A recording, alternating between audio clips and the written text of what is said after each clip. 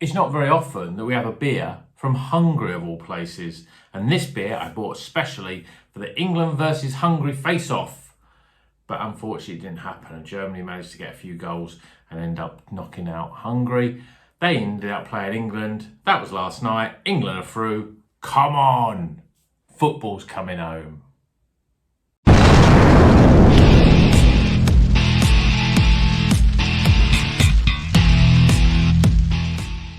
Welcome back to Rocker's Beer Review. Today we're going to be reviewing this beer. This is called a Frooth Hoperator. I think that's what it's how you pronounce it. Frooth Hoperator. It's brought from the Hungarian Brewery Mad Scientist, and it's a Passion Fruit IPA. Now I bought this one because I thought I was going to do Hungary. I was thinking, yeah, I'm going to do them, and I was going to do them in the group against one of the other teams. So I thought, no, I'm confident that they're going to get through, and I'll do it in the next round. And then it looked like they were going to play England in the next round. It was just about to happen, and then of course Germany managed to get back into the game. But you know, we're watching this now. I watched it yesterday, was the England-Germany game. England are through, so Germany are out now. So let's celebrate by drinking this Passion Fruit IPA from Hungarian Masters Mad Scientist. Now, Mad Scientists, they do some really quirky type of beers. I think they're probably more famous for the fact that they've got they brought out a beer glass that's like a conical flask. So if you remember from school, your conical flask is like a conical flask of beer. I don't know if it makes the beers taste any better, but you know, it's fun, it's exciting, it's quirky. So I think that they bring that out into a lot of their beers. But you know, Hungarian beer, we don't, you know, it's not seen as a big craft beer place. I mean, I can't think of another brewery that we've had from Hungary, but I know Mad Science is probably one of the biggest and most well known. So let's crack this open and see what it's all about. Passion Fruit IPA. So it's an IPA and it has got added passion fruit in it. So I'm expecting this to be pretty orangey in terms of its colour, and we'll just see whether it's whether the passion fruit, you know, gives it a natural taste, or whether it has that real sort of artificial taste. So beer in a glass, lots of fast moving carbonation. You can see it sort of just sticking to the bottom of the glass there, but moving up pretty quickly. 2 fingers of pretty compacted, just off whitehead, and it, you know, it looks like a passion fruit sort of colour, that orangey passion fruit. Yeah, see the bubbles are still moving up really quickly there.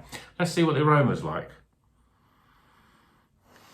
Well, I expected to get a big whiff of passion fruit, but what I'm getting is a lot of malty, sort of biscuity, bready sort of notes that you would expect from a lager. I'm not getting huge hits of fruit in this at all. Quite surprising. Yeah, to me, if I close my eyes and smelt that, I'd think you'd put a lager in front of me. That's what it smells like. A really sort of malty, sort of, you know, breader, crackery sort of, you know, quite a sort of malty lager. But let's see what it tastes like. Cheers, everyone.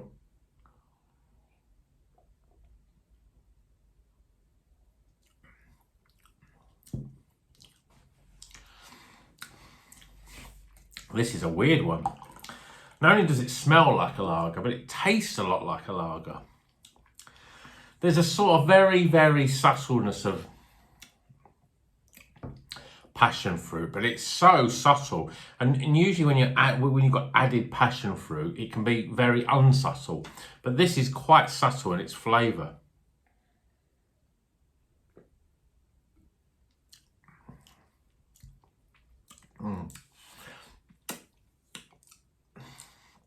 It's quite it's medium to high carbonation. That carbonation just zip the flavour around, so you do get that sort of quite a malty sort of lagery flavour.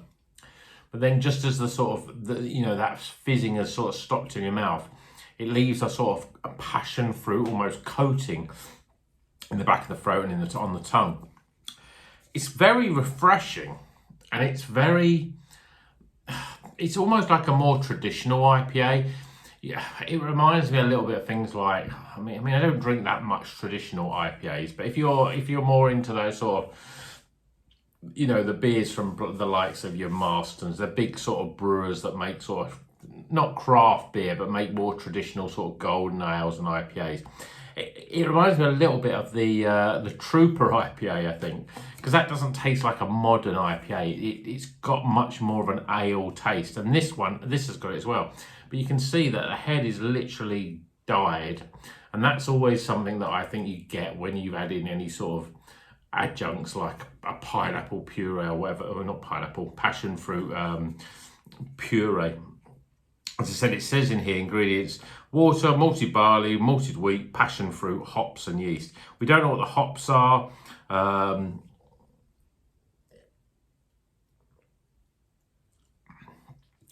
But it's one thing. What it is very, very refreshing. It's got a very sort of subtle, fruity sort of undertone, but really what you're getting is a sort of much more like a German Pilsner, a lager, both in its body and to some extent the sort of initial hit of flavour. The passion fruit is just there, but it's just subtle. It's, as I said, the best way to describe it is you drink it, you think, well, I'm drinking a sort of a maltier, a little bit more of a sort of hoppier lager. But then you get this sort of wave of passion fruit. And the bitterness is kept in check. It's not too bitter. It's quite dry, though, on the back end. Goes down well, though.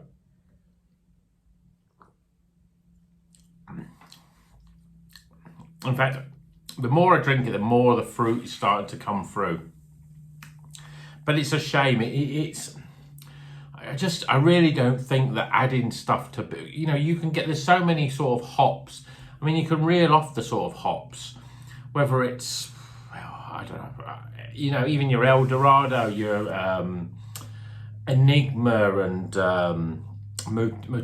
Mosaic, they've all got sort of passion fruit sort of flavours in there. So why you need to add an artificial flavour, unless they don't have those hops in Hungary for whatever reason. So they use other hops, and I think we want to get a passion fruit flavour. We're not getting them from the hops that we're using, so we'll add some additional passion fruit, and I just think that always ruins a bit. It affects its overall sort of balance. It affects its sort of complexity, and it does leave a beer looking a little bit sort of sorry for itself. To that, looks like a juice now. It's got no head on it at all. It's almost like what you would get from a sour beer, which I think it's like if you took a beer and you put something that shouldn't be in it, whatever that would be, even if you put, a bit of flat lemonade in it, or, a juice of some sort in it. This is what happens to beer. It doesn't like it. It reacts, the acidity of that sort of thing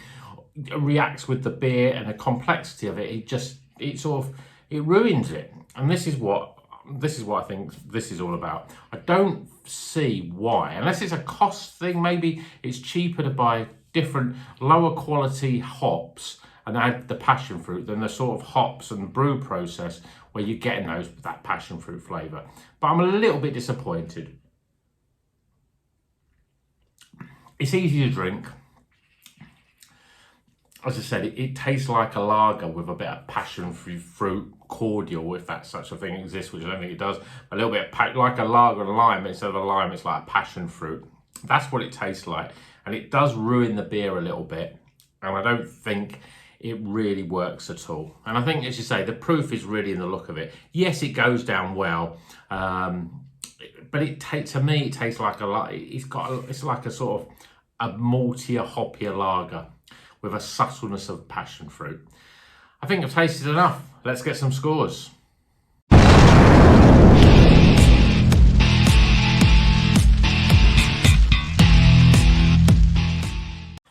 Okay, the scores are in for Passion Fruit IPA called Frooth Hoperator. I think it's F as in the fruit and roof as in smooth. So it's like Frooth Hoperator. It's a Passion Fruit IPA from Mad Scientist. This is a Hungarian brewer. Probably one of the sort of most famous of the Hungarian brewers that there are. And I don't think I even said what the percentage is. It's 6% ABV. It's quite a striking can. Looks pretty good. But let's go through the scores. So first things first, aroma. Well, when I first smelt it, I was expecting to be hit with a huge wave of passion fruit. But really what I got was a very sort of lagery, malty sort of all the aromas that you would get with a lager. So it's quite malty. It's got sort of that bready, biscuity sort of aroma in there. If you really sort of smell it, you can smell that sort of that passion fruit. There's certainly a fruit sort of aroma, but it's very artificial. Again, adding a passion fruit puree or whatever it would be, to me, it just doesn't work either on the aroma or the flavour. So for me, I don't think it's a great aroma, and I'm giving it a 9 out of 20 for aroma. Appearance, yeah, I mean, I'm disappointed a bit with appearance. When it poured out, it looked nice and golden and a little bit of a head, but that head died pretty damn quickly. There's no head on that at all. So that now looks like a gose or a sour beer. Again, I think that's what happens to beer when you add stuff that it shouldn't need to add. And it makes the enjoyment of it, because it doesn't smell great, it doesn't look great. So I'm going to give that a 5 for appearance. Flavour wise, well, it went down all right. I mean,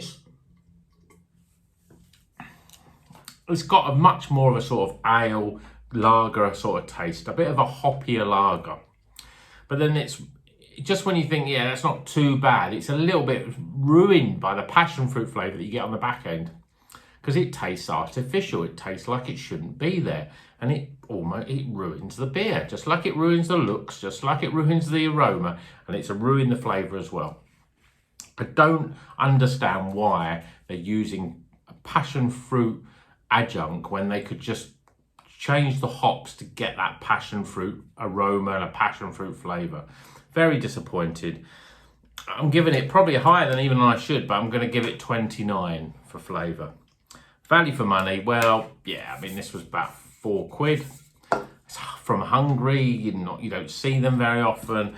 I don't know, I'm clutching at straws here, but I'm going to give it 7 for value. And then my overall experience, well, I'm disappointed with it. I had high hopes. I thought, yeah. I mean, I've had passion fruit. I've had a passion fruit pale. Is it a passion fruit IPA? I think it's from Innis & Gunn, which used to be available in Aldi. They're not. I don't see them in there anymore. Which is from Scottish Brewery, and that was reasonably decent. I mean, that was like £1.20 or something for that. I mean, it wasn't the best beer, but it wasn't bad. It certainly was drinkable. This is not even nowhere near as good as that. So I can only give it 10 out of 20 for overall experience. So we top those scores up and we just about make it into the Bon Jovi of beers. 60, bland, corporate pop music. I mean, it's a bit like this, really. It's a bit like pop music. It's just a bit like pop. But it's not very nice pop. I'd rather drink a lemonade. 6%, yeah, disappointed. So if you see this one, give it a miss, because it isn't great. And I don't know what people think. I'm interested to know. Let me know in the comments what you think about things when they say it's a passion fruit IPA or a mango IPA, because I just don't think, you're adding those fruit adjuncts and it just ruins the beer for me, and it makes me quite annoyed, because when I drink some beers which have got none of those in, and I'm getting lovely passion fruit and pineapple and mango flavours from all kinds of different hops, there's no actual fruit in them, but it just creates a much nicer fruit flavour.